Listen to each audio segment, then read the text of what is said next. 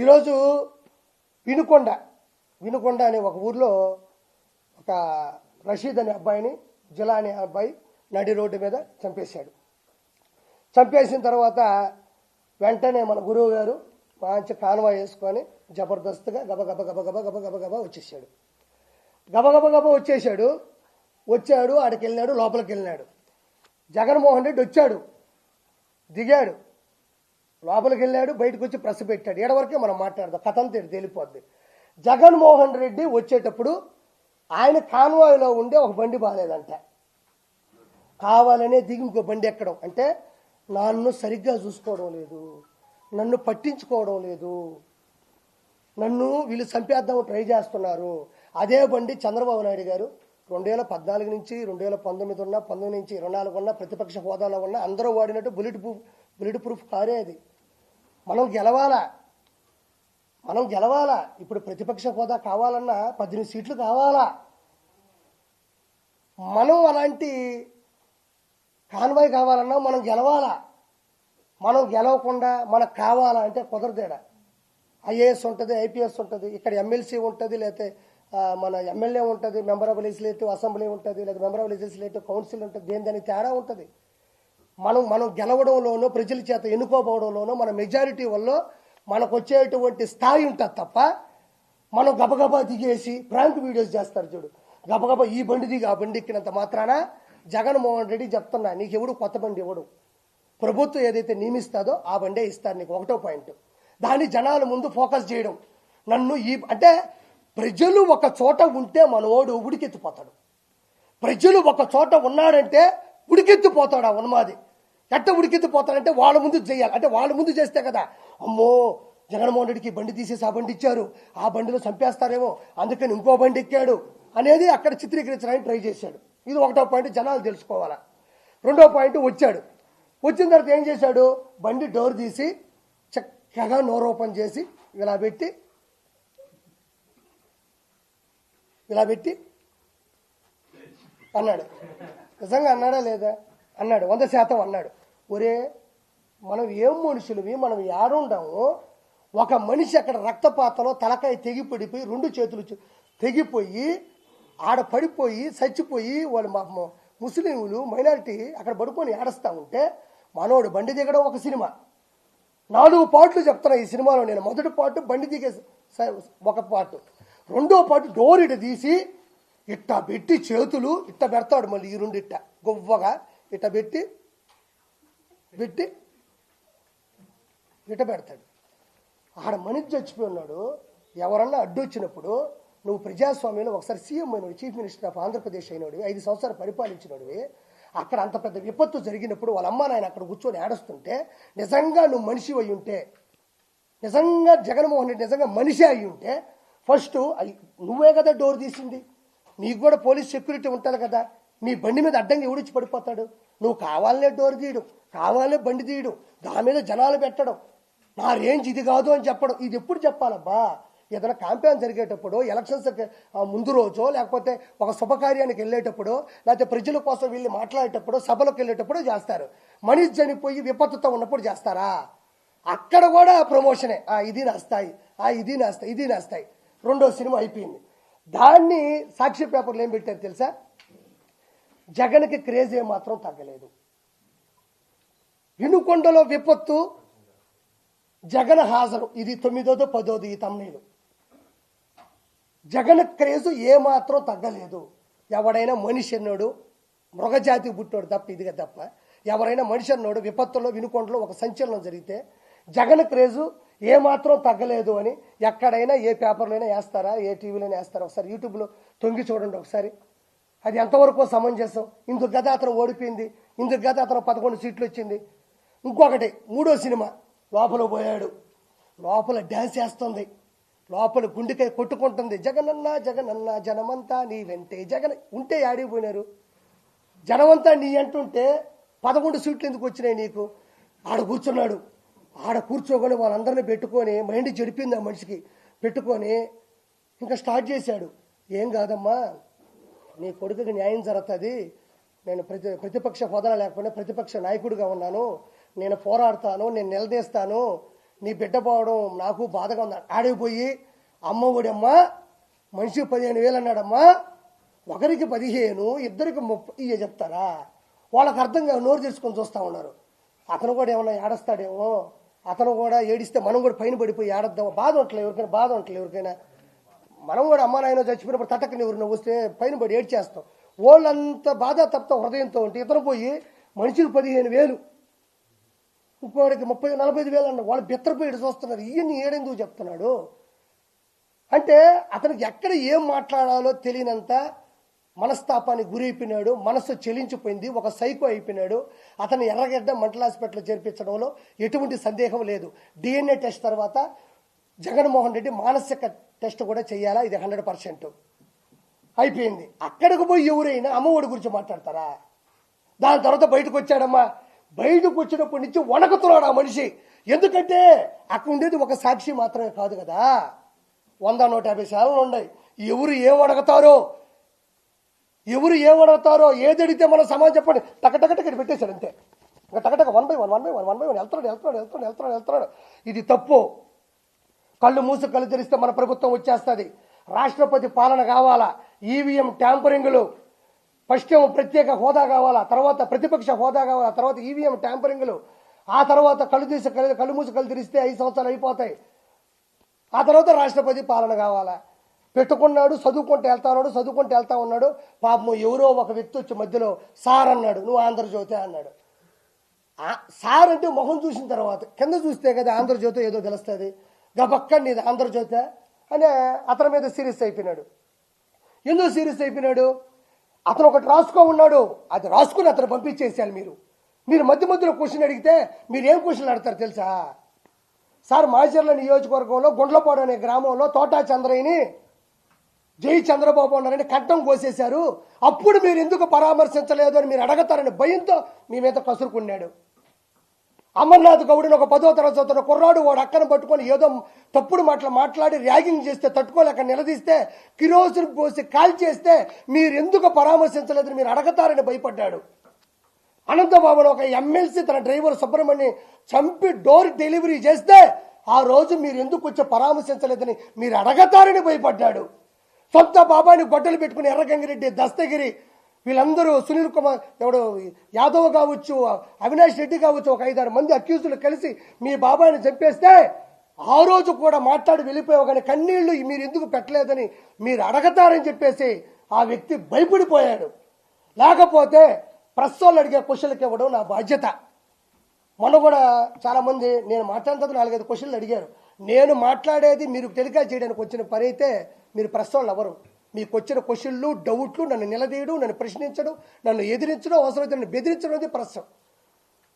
ఆ విధంగా అతను పట్టుకొని నానా మాటలనేసి అక్కడి నుంచి అంతకుముందు కూడా ఏదో పిన్నెల్లి రామకృష్ణారెడ్డి గురించి మాట్లాడుతున్నప్పుడు కూడా ఏదో లాస్ట్ క్వశ్చన్ అడుగుతుంటే వెళ్ళిపోయాడు. అంటే ప్రజలని ఏదో మభ్య పెడదామంటే అందరూ చదువుకున్న వాళ్ళు, 170 సీట్లు 164 శాసనసభ్యులు గెలిచారు, 21 ఎంపీ వచ్చింది. నేను ఈరోజు ఒకే ఒక మాట మాట్లాడుతూ ఉన్నా. 26 జిల్లాల్లో ఉండే 175 నియోజకవర్గాల్లో పులివెందుల, రాజంపేట, బద్వేలు, పొంగనూరు, తంబాలపల్లి, తర్వాత వచ్చేసి దర్శి, ఎర్రగొండపాలెం, మంత్రాలయం, ఆలూరు, పాడేరు వరకు 11 నియోజకవర్గాలు మాత్రం ఎందుకు గెలిచినావు?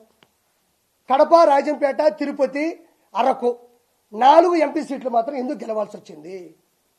11 నియోజకవర్గాలు 4 ఎంపీ సీట్లు మాత్రం గెలవాల్సినంత అవసరం ఏముంది? జనాలు ఆ రోజు కూడా చెప్పులతో కొట్టి చేత్కరించారు. ఈ రోజు నేనేమంటున్నా అంటే నా బాధ ఏమీ లేదు. ఫైనల్గా మీకు చెప్పేది ఒకటే, ఇతను రావణ కాష్టం సృష్టిద్దామని బీహార్ నుంచి కొన్ని వేల మంది జనాలు తీసుకొని వచ్చేస్తున్నాడు. నేను ఆ రోజు కూడా కొత్తగా ప్రెస్ మీట్ పెట్టిన ప్రతిదీ జరిగింది. 140 నుంచి 160 సీట్లన్నా, వేమిరెడ్డి గారు గెలుస్తారన్నా, పవన్ కళ్యాణ్ గారు భారీ మెజారిటీతో గెలుస్తారన్నా, తిరుగులేని మెజారిటీ కూటమి గెలుస్తారని చెప్పిన, జగన్మోహన్ రెడ్డి వెంకటేశ్వర చేత కాలుతో తన్నించబడతాడని కూడా మీకు చెప్పిన. ఈ రోజు కూడా చెప్తా ఉండా, అతను రావణ కాష్టం సృష్టించడానికి సిద్ధంగా ఉన్నాడు. అంటే మధ్యంతర ఎన్నికలు అంటే ఏమంత అవిశ్వాసం జరిగింది, ఏమంత అవిశ్వాస తీర్మానం ఉంది, ఏమంత ఒక వ్యక్తి, ఒక రషీద్ అనే కుర్రాడు, ఒక జలాన్ అనే కుర్రాడు, ఇద్దరు ముస్లిం మైనారిటీ సభ్యులు, ఇద్దరు కూడా ఆల్రెడీ వైఎస్ఆర్సీపీలో ఉన్నోళ్ళే. వాళ్ళు వైఎస్ఆర్సీపీలో ఉన్నారు, ఫోటోలు దిగుతున్నారు. వాళ్ళు ఒక 5-10 సంవత్సరాల నుంచి కూడా గొడవలు పెట్టుకొని పెట్రోల్ మీద వాళ్ళ బైక్ మీద ఇతను దాడి చేయడం, వాళ్ళ చెల్లిని ఇతను ఏదో అనడం, వాళ్ళ మీద కూడా ఎఫ్ఐఆర్లు కూడా ఆల్రెడీ బుక్ అయ్యి ఉండే స్థానికంగా కూడా వినుకొండలో. ఇవన్నీ ఉన్నప్పుడు జగన్మోహన్ రెడ్డి ఒకటి చేయాలి, రావాలి, అమ్మ మేము ప్రశ్నిస్తాం, మీకు న్యాయం చేస్తాం, మీరు చనిపోయిన దానికి మేము బాధపడుతున్నాం, డబ్బులు ఇప్పిస్తామని చెప్తాం. వచ్చి రాగానే ఇది చేసింది టీడీపీ వాళ్ళిద్దరూ వైఎస్ఆర్సీపీ అయ్యి ఉంటే, నీ కార్యకర్తలు అయ్యి ఉంటే, వాళ్ళకి పడకపోతే వాళ్ళు చచ్చిపోయినా కూడా ఒక మనిషిని విడదీసి టీడీపీలు వేస్తావా? అది ఎంతవరకు సమంజసం? అదేమన్నంటే ఫోటో దిగు, ఏమయ్యా నేను కూడా ఒక బర్త్డే చేసుకుంటా, 10 మందిని పిలిస్తే 20 మంది వస్తారు, వాళ్ళు వచ్చి నాతో ఫోటో దిగి నోట్లో ఒక కేకు పెట్టినప్పుడు నోరు మూసుకుని ఉంటాను. నేనా నోరు తెరుస్తాను కదా? నోరు తెరిగినా అది సభా మర్యాద కదా? నోరు తెరిగినా వాళ్ళు ఏమన్నా చెప్పండి, ఏమన్నా ఎమ్మెల్సీయా, జడ్పీటీసీయా, ఎంపీటీసీయా, లేకపోతే వాళ్ళు ప్రధాన కార్యకర్తలా, లేకపోతే మీ చేత సభ్యత్వం తీసుకున్న వాళ్ళు వైఎస్ఆర్సీపీ టీడీపీ అని చెప్పడానికి, లేకపోతే ఇంతకుముందు ఎమ్మెల్యేలా, లేకపోతే ఒక స్పోక్ పర్సన్సా, లేకపోతే అంతర్జాతీయ ప్రధాన కార్యదర్శులా, వాళ్ళని వీళ్ళు టీడీపీ అని చెప్పడానికి వాళ్ళు చేసినటువంటి ప్రోత్సాహంగా ఉన్నటువంటి వాళ్ళకు ఉన్నటువంటి పదవి ఏంది? వాళ్ళు సామాన్యంగా ఎవరుంటే వాళ్ళ జోలికి వెళ్ళేవాళ్ళు.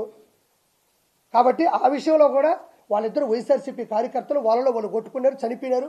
కానీ అందరం కూడా బాధపడాల్సిన విషయం ఏంటంటే వాళ్ళు ఆ విధంగా కొట్టుకోవడం, చనిపోవడం, నడి రోడ్డు మీద కూడా జరగడం అనేది వాళ్ళ తల్లిదండ్రులు తీరని దుఃఖం. అది వాళ్ళు త్వరగా కోలుకోవాలని ప్రభుత్వం కూడా వాళ్ళకి మంచి చేయాలని మనస్ఫూర్తి కోరుకుంటాం తప్ప అది వచ్చేసి టీడీపీ వీళ్ళు వచ్చేసి అంటే అతను పరామర్శించాలంటే ఎన్ని పరామర్శించకూడదు. ఒక చిన్న రుజువు ఇస్తాను.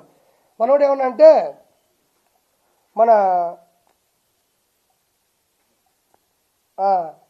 మనం ఏమన్నా అంటే అక్కడ కేకు తినిపిస్తూ ఉన్నాడు, అక్కడ లోకల్ ఎమ్మెల్యే అనుకుంటా, ఎమ్మెల్యేనో ఎవరు ఒక ఫంక్షన్కి వెళ్ళినప్పుడు కేకు తినిపిస్తూ ఉన్నాడు. ఆ కేకు తినిపించాడంటే ఇది ఏమిటిది అన్నాడు. గుర్తుందా? ఏమిటిది అన్నాడు. అంటే కేకు తినిపిస్తున్నప్పుడు వాళ్ళ మనుషులే కదా అన్నాడు. ఈరోజు చూడండి, ఇతను వచ్చి సునీల్ కుమార్ యాదవ్, ఇది బాగా చూడండి ఒకసారి. ఈవిడ వచ్చి భారతీరెడ్డి గారు, జగన్మోహన్ రెడ్డి గారు సతీమణి. వచ్చిందా?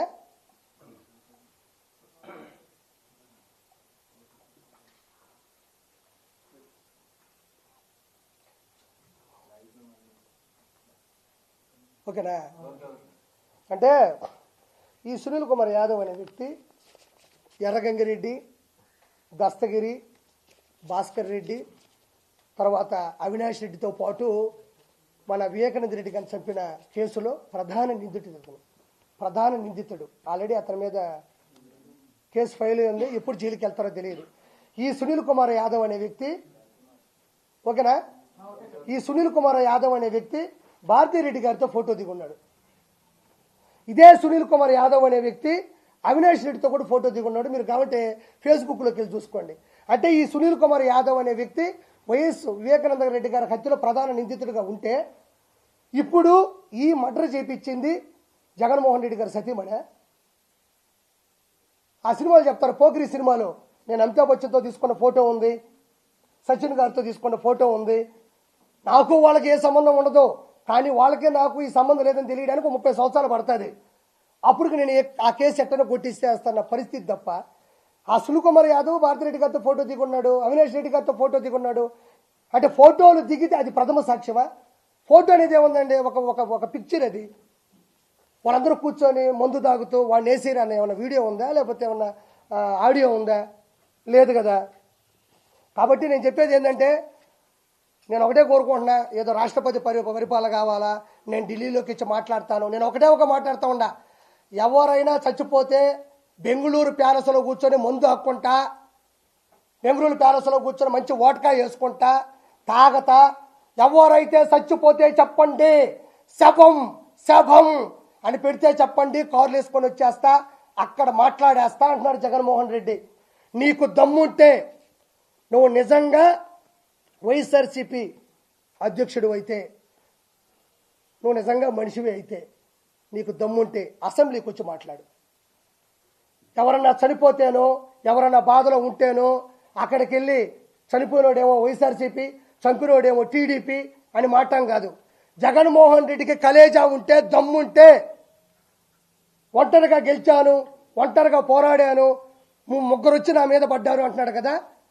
నీకు దమ్ముంటే అసెంబ్లీకి వచ్చి మాట్లాడు. నీ దమ్మేంటో నీ ధైర్యం ఏంటో అసెంబ్లీలో తేలిపోతుంది. ఎందుకు అసెంబ్లీ నుంచి తప్పించుకుంటున్నావు? నిన్ను ఎవరన్నా కొట్టారా, ఎవరన్నా తిట్టారా? నిలదీస్తారు.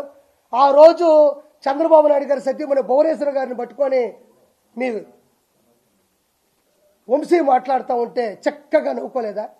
జగన్మోహన్ రెడ్డి భువనేశ్వర గారిని పట్టుకొని నిండు సభలో అసెంబ్లీ సాక్షిగా వల్లభనేని వంశీ ఒక అతి పెద్ద తప్పుడు మాట మాట్లాడినప్పుడు అందరూ ఖండించారు. వైఎస్ఆర్సీపీలో ఉన్న సామాన్య మనుషులు కూడా ఖండించారు కాబట్టి 11 సీట్లు వచ్చినాయి. నువ్వు ఈరోజు దేనికి భయపడుతున్నావు? వాళ్ళు నీలాగా మీ ఇంట్లో ఆడవాళ్ళని అనరు. 100% మాటిస్తున్నా జగన్మోహన్ రెడ్డి, మీ ఇంట్లో ఉండే ఆడవాళ్ళు కానీ, మీ ఇంట్లో ఉండే పెద్ద మనుషులు కానీ, ఈ కూటమి సభ్యులు ప్రముఖంగా చంద్రబాబు నాయుడు గారు కానీ, మంగళగిరి ఎమ్మెల్యే అయినటువంటి ఐటీ మంత్రి అయినటువంటి ఎవరైతే ఉన్నారో లోకేష్ గారు కానీ, డిప్యూటీ సీఎం పవన్ కళ్యాణ్ గారు కానీ, ఆడవాళ్ళ గురించి అయితే 100% నిండు సభలో తప్పుగా మాట్లాడరు. వాళ్ళు 100% నువ్వు అన్నా కూడా తిరిగి మాట. ఇంకెందుకు భయపడుతున్నావు?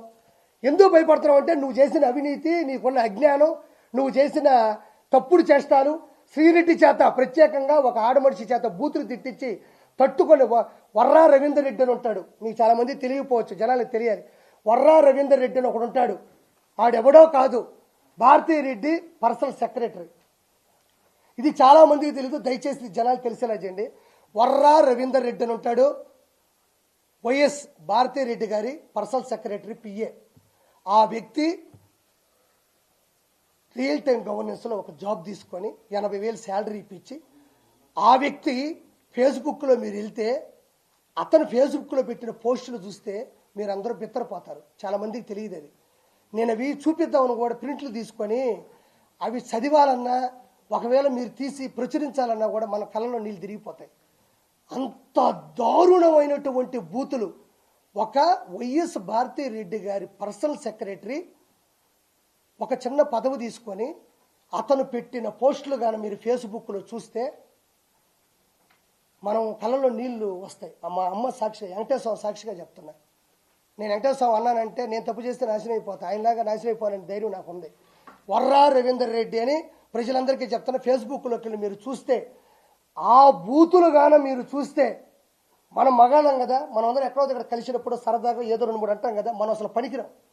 ఆ బూతులు చూస్తే మీకు కళ్ళల్లో నీళ్లు ఆగవు. అంత దారుణమైనటువంటి బూతులు. అదే భారతీరెడ్డి పిఏగా ఉన్న ఒక పర్సనల్ సెక్రటరీగా ఉన్న ఒక వర్రా రవీందర్ రెడ్డి ఏమన్నా ఒక ఇంట్లో ఒక పేపర్లో వేశాడా? ఒక ఇంటి ముందు పాంప్లెట్ పంచాడా? ఫేస్బుక్లో పెట్టాడు, సోషల్ మీడియాలో పెట్టాడు. ఒక సోషల్ మీడియాలో పెట్టిన పోస్టులు ప్రపంచం మొత్తం వెళ్తాయని మీకు తెలియదా? వైఎస్ఆర్సీపీ గవర్నమెంట్లో అథారిటీగా సోషల్ మీడియాలో కొంతమంది ఉంటారని తెలియదా? అది భారతీరెడ్డి గారికి తెలియదా? మన పర్సనల్ సెక్రటరీ ఇంత దారుణంగా పెడతాడు, మీరు ఎందుకు మందలించలేదు? ఎందుకంటే మీరే ప్రోత్సహించారు. ఎక్కడైనా ఒక పిఏ ఒక పదవి తీసుకుని ప్రత్యేకంగా వర్రా రవీందర్ రెడ్డి అనే ఒక వ్యక్తి బూతుల శ్రీరెడ్డి 5 సంవత్సరాల నుంచి మనం అసలు వినలేము అలాంటి బూతులు. నన్ను కూడా తిట్టింది ఒకసారి, మీరు కూడా చూడొచ్చు. కొవ్వూరు ప్రసన్న కుమార్ రెడ్డి మీద నేను తిరుగుబాటు చేస్తే నన్ను కానీ నా కుటుంబాన్ని కానీ అవి మామూలు బూతులు కాదు. మీరు గవర్నమెంట్లో ఉండి ఒక హోదాలో ఉండి శ్రీరెడ్డిని 4 కేసులు పెడితే మే కేసులు పెట్టమన్నా పెడతాం. అమ్మాయిని చెన్నై నుంచి తీసుకొని రాలేరా? అన్ని బూతులు తిడుతుంటే చెన్నై నుంచి తీసుకురాలేదు ఒక ప్రభుత్వం. అంటే మీరే ప్రోత్సహించారు డబ్బులు ఇచ్చి. బోరుగడ్డ అనిల్ పవన్ కళ్యాణ్ గారి కుటుంబాన్ని తిట్టిన తిట్లు, మన తిట్లను మాత్రం వదిలేయాలి, వాటిని గుర్తు చేసుకోకూడదు. అంత అవమానంగా ఉంటాయి ఆ మాటలు. ఎవరు తిట్టించారు? వాడు ఏమన్నా ఒక పబ్బులో తిట్టాడా? 4 ముందు తిట్టాడా? ఒకటి విని చెప్పడానికి? సోషల్ మీడియాలో చక్కర్లు కొట్టింది అది. ఆ రోజు వైఎస్ జగన్మోహన్ రెడ్డి ఏం చేస్తూ ఉన్నాడు? పంచి ప్రభాకర్ ఆ విధంగా తిడతా ఉంటే ఏం చేస్తూ ఉన్నాడు? మీకు తెలియదమ్మా, కొన్ని కోట్ల రూపాయలు, కొన్ని వేల కోట్ల రూపాయలు జగన్మోహన్ రెడ్డి ఖర్చు పెట్టింది కేవలం సోషల్ మీడియాకే. ఎవరైనా పర్లే, ఇప్పుడు బాబాయ్ కానీ అన్న కానీ ఎవరైనా సరదాగా నాకు చంద్రబాబు గారు అంటే ఇష్టం అంటే చాలు, మీ ఆవిడ ఫోటోలు ఆల్మోస్ట్ ఫేస్బుక్లో లాగేసుకుంటారు. వాళ్ళకి ఎక్కడి నుంచి మూర్తి నగ్నంగా ఉండే ఫోటోలు అతికిచ్చేస్తారు. అంత కొంతమంది సూసైడ్ చేసుకున్నారు, చెప్పలేకపోతున్నారు. కాబట్టి జగన్మోహన్ రెడ్డి పత్రానికి రీజన్స్ ఏంటి? నా భయం ఏంటంటే ఓడిపోయారు ఆర్పీ గారు, మనం మాట్లాడక్కర్లేదని నేనేం అంటోలే.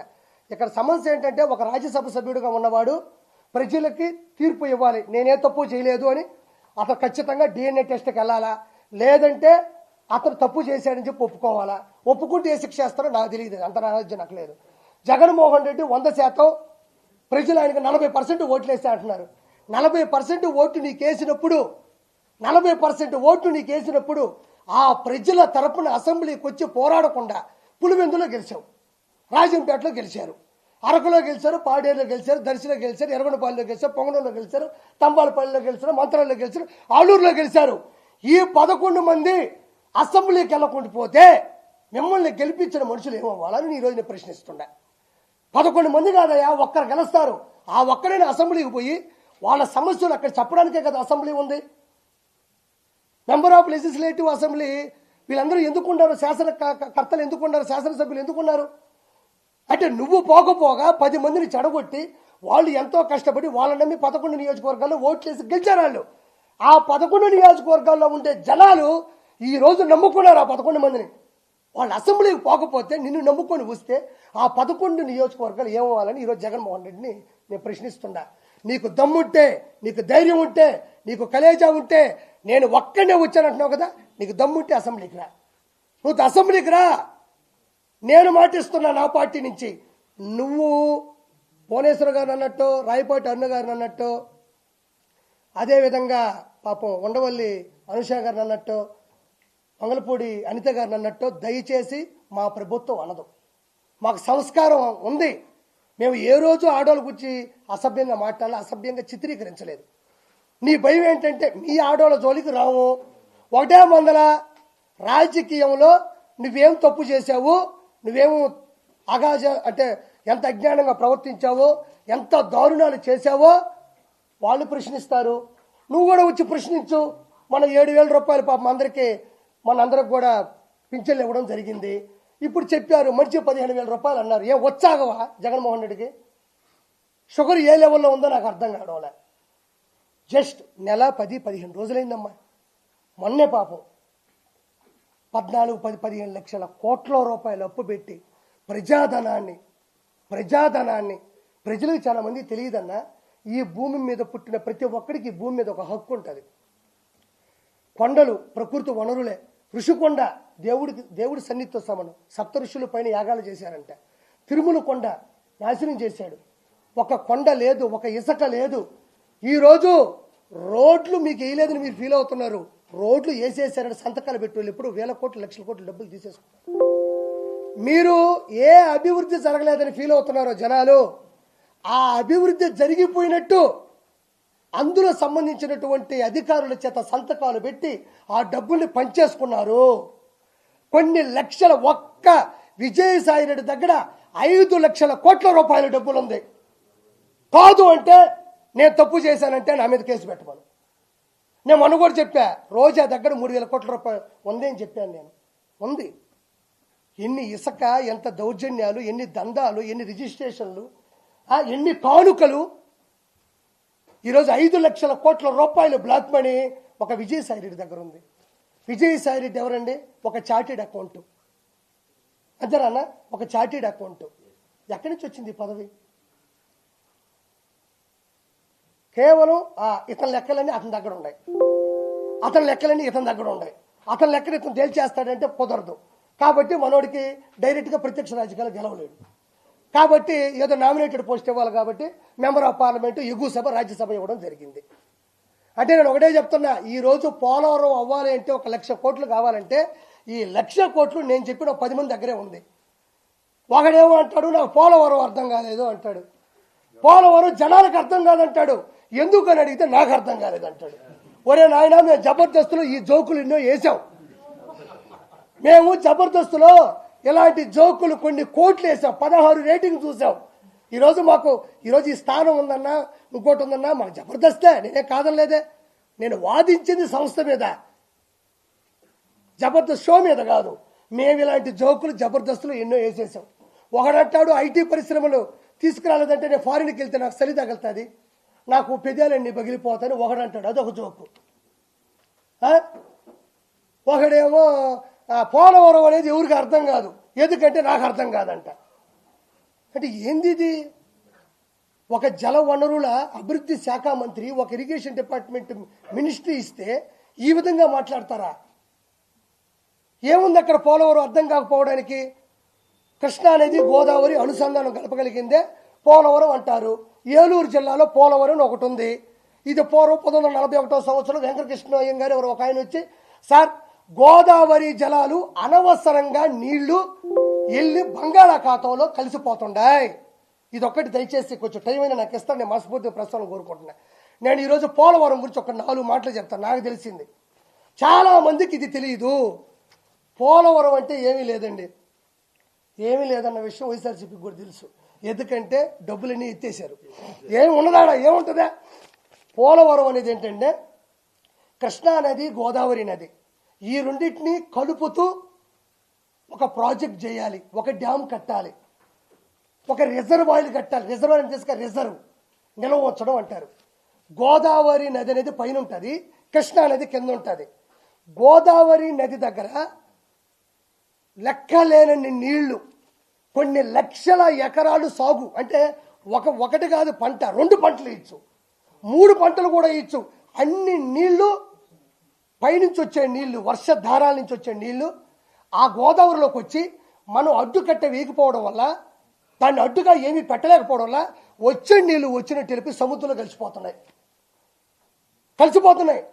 ఆ నీళ్ళని మనం ఒక రిజర్వ్ చేసుకొని, ఒక ఆనకట్ట కట్టుకొని, ఒక డ్యామ్ కట్టుకుంటే ఆ నీళ్ళని అలా ఆపగలిగితే, ఆ నీళ్ళని మనం ఏం చేస్తామంటే దానికి అడ్డంగా వాలు కట్టుకుంటే ఆ నీళ్ళని 2, ఒక లెఫ్ట్ కెనాలు, ఒక రైట్ కెనాల్ అని 2 రకాలు ఉంటాయి. ఆ నీళ్ళను 2 వైపులకు మళ్ళిస్తే ఒక పక్క విశాఖపట్నం ఒక 3 లక్షల ఎకరాలకి సాగునీళ్ళు ఇవ్వచ్చు, తాగునీళ్ళు ఇవ్వచ్చు, కర్మాగారాలకి, పరిశ్రమలకు కూడా మనం నీళ్ళు ఇవ్వచ్చు. ఇటు నుంచి కృష్ణాకు పంపించవచ్చు, కృష్ణాకు కూడా కొన్ని లక్షల నీళ్ళని పంపించవచ్చు. అంటే నీళ్లు ఎక్కువగా ఉన్నటువంటి గోదావరి నుంచి నీళ్లు తక్కువగా ఉండే కృష్ణాలో పంపించి ఆ నీళ్ళని ప్రజలకి పంచడం. కాకపోతే ఇక్కడ సమస్య ఏమొచ్చిందంటే, ఇది చిన్న విషయమే కదా, చేయొచ్చు కదంటే ఏమీ లేదండి. ఈ గోదావరి నీళ్ళు ఏవైతే వెళ్ళిపోతున్నాయో ఆ నీళ్ళకి అడ్డంగా ఒక డ్యామ్ కట్టాలి. ఆ డ్యామ్ కట్టాలంటే అది చాలా దూరం లోతు, అంటే బంకమట్టి, ఇసుక, అంటే గట్టి ఏదైతే మనం దృఢంగా ఉండే నేల ఉంటుంది కదా, ఆ నేల చాలా లోతులో ఉంది. అక్కడికి వెళ్ళి ఆ భూమి మీద మనం గోడ కట్టాల, ఆనకట్ట కట్టాల. ఇప్పుడు దాని మీద కట్టాలంటే అవ్వదు కదా. అప్పుడు ఏం చేయాలంటే, అది అవ్వదు కాబట్టి ఇలా వెళ్తున్న నీళ్ళు ఏవైతే ఉన్నాయో వృధాగా, దానికి డయాఫామ్ వాల్ అని ఒకటి కట్టి ఆ నీళ్ళని ఇటు మరల్చి ఇక్కడ ఆనకట్ట కట్టాల. ఇటు వెళ్తున్న నీళ్ళకి అడ్డుగా ఒక గోడ కట్టి ఇట్ట తిప్పి నీళ్ళని ఇక్కడ ఒక ఆనకట్ట కట్టాల. అంటే ఇది పూర్తి చేసి ఆ నీళ్ళకి ఆనకట్ట కట్టి దానికి గేట్లు పెట్టి చేయాలా. 2 పక్కల 2 కెనాలు కట్టాలా. ఇది అర్థం కాకపోవడానికి ఏముంది ఇట్లా అర్థం కాకపోతే, ఇటు పోయి నీళ్ళని ఇట్ట ఆపినావు, ఆ నీళ్ళని ఇటు చెప్పినావు, ఈ ఆనకట్ట కట్టావు, గేట్లు ఎత్తినావు, నీళ్లు పోయినాయి, కృష్ణాకి ఇట పోయినాయి. ఇది ఇట్లా ఆలోచించడానికి ఏముంది, అర్థం కాకపోవడానికి ఏముంది? డబ్బులు సరిపోవట్లేదు అనే దానికి ఓకే, రాష్ట్ర బడ్జెట్ ఎలా ఉందో మనకు తెలుసు, తెలియకపోవచ్చు. కాబట్టి ఫైనల్గా కోరుకునేది ఏంటంటే, ఇక్కడ రాష్ట్రం రావణ కష్టంలో ఆయన ఎదురు చూస్తున్నాడు. కాబట్టి ప్రజలందరూ కూడా చాలా వరకు చైతన్యం అవ్వాలా. వీళ్ళందరూ ఆగడాలు కూడా అతి తక్కువ సమయంలోనే మూసేసే ప్రయత్నం జరుగుతూ ఉంది. కాబట్టి ఇది నేను చెప్పాలనుకుంటుంది. ఏటు విజయసాయి రెడ్డి మర్యాదగా వెళ్ళి ప్రజాస్వామ్యంలో ఉండవు కాబట్టి DNA టెస్ట్ చేయించుకోవాలా. రెండోది, అసెంబ్లీకి జగన్మోహన్ రెడ్డి రావాలా. ఇవి 2 రాగలిగితే ఎంతో కొంత మిమ్మల్ని జనాలు విశ్వసిస్తారు. నేను ఇప్పుడు కూడా చెప్తాను, 2029లో నాకు తెలిసే వైనాట్ 175 కూటమి. ఈరోజు చెప్తున్నాను నేను ధైర్యంగా. మీరు చేసే ప్రయత్నాలు, మీరు చేసే చేష్టలు ఇదే విధంగా ఉంటే వైనాట్ 175 2 ఇచ్చాడు, 1 మధ్యలో మైనస్ కొడితే 0. ఇంతటితో కథం.